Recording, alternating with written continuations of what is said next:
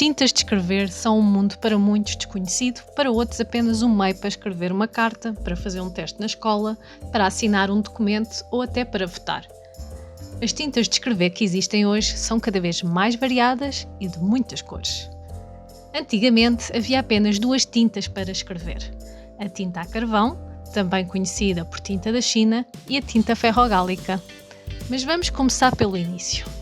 A escrita surge como uma forma de comunicar e para nós é muito importante porque é ela que nos ensina sobre o passado, desde a religião às ciências até ao que simplesmente se fazia no dia a dia. É ela que nos deixa algum conhecimento sobre o património das civilizações já desaparecidas. Os vestígios mais antigos, com mais ou menos 5.000 anos, parecem ter sido descobertos na Mesopotâmia, atualmente o Iraque. Depois descobriram-se os hieroglifos egípcios e depois os chineses. Entretanto, apareceu o alfabeto. O fenício foi o primeiro, depois o grego e finalmente o latino, que é o que usamos hoje em dia.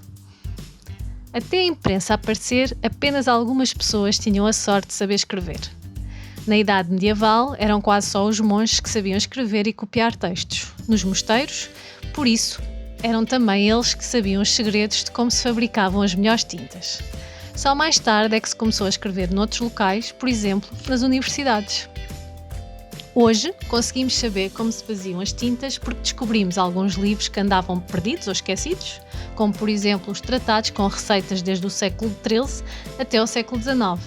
E também porque temos técnicas de análise que identificam os materiais que compõem as tintas, pigmentos e ligantes. A tinta que vamos ver agora era a que mais se usava até ao século XVII em Portugal, a tinta ferrogálica, e que se agarrava muito bem ao pergaminho ou ao papel. Esta tinta é diferente, é quase uma tinta mágica, porque quando escrevemos tem cor cinzenta azulada e com o tempo fica castanha, ou seja, oxidada. Então, o que precisamos para fazer esta tinta?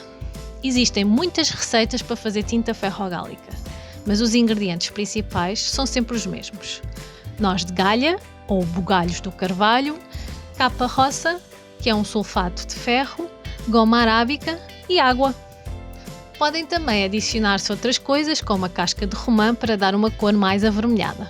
O problema das receitas das tintas é que as quantidades e os procedimentos variam muito, por isso há tintas que resultam melhor que outras.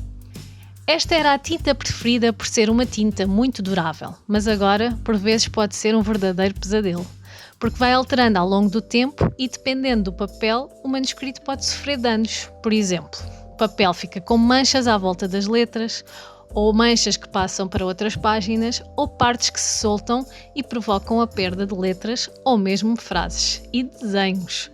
Por isso, é muito importante perceber o que se passa com esta tinta, o que altera, como se altera e o que podemos inventar para travar as degradações e preservar o nosso património.